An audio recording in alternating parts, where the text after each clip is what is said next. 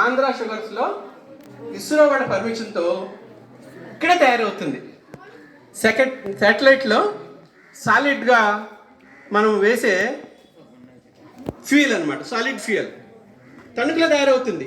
మనం పంచదార తీస్తాం కదా చెరుకు రసం నుంచి, మొలాసిస్ అంటారు దాన్ని. వాసన వస్తూ ఉంటుంది చూడు, మీ చేగల్లో కూడా వాసన వస్తుంది. ఇది గుర్తుందో లేదో మీకు?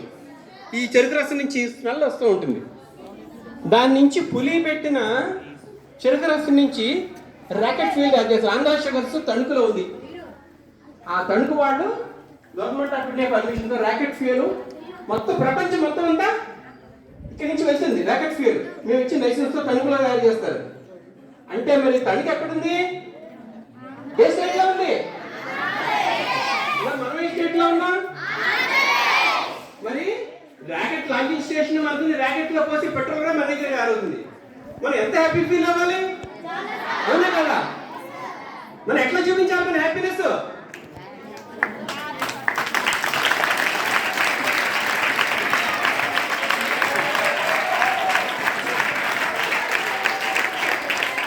సో మనం ఆంధ్రప్రదేశ్లో మనం పుట్టినందుకు, ఆంధ్రప్రదేశ్లో చదువుకున్నందుకు we should feel happy that we have two world-class institutes which are making use of our rocket technology worldwide. One is the Shar station, second is rocket fuel at Tanuku, Andhra Sugars. Okay, next సరే rocket satellite రాకెట్లో పెడతాము, పంపిస్తాము. పంపించిన తర్వాత ఏమవుతుంది? మీరు రాయి గట్టిగా విసిరితే పైకి ఏమవుతుందరా? ఇంకా గట్టిగా విసిరితే ఇంకా గట్టిగా గట్టిగా తిరిగి రానంత వరకు విసిరాలి. ఎవరు విసురుతారు? కింద రాకూడదు. లేదు, మరి రాకెట్ ఉంది ఎందుకు? క్వశ్చన్ బాగా వినండి. మీరంతా ఫిజిక్స్ చదువుకుంటున్నారు కదా, సమానం చేస్తాం. గట్టిగా విసరాలి. ఎంత గట్టిగా విసరాలంటే మళ్ళా రాయి కింద పడకుండా విసరాలి. 10th క్లాస్ వాళ్ళు ఉన్నారు ఇక్కడ? ఉన్నారా మీరు? మీకు పలాయన వేగం ఉందా? పలాయన వేగం, ఎస్కేప్ వెలాసిటీ లేదు కదా? ఓకే, సరే సరే, సైలెన్స్. చాలా జాగ్రత్తగా వినండి.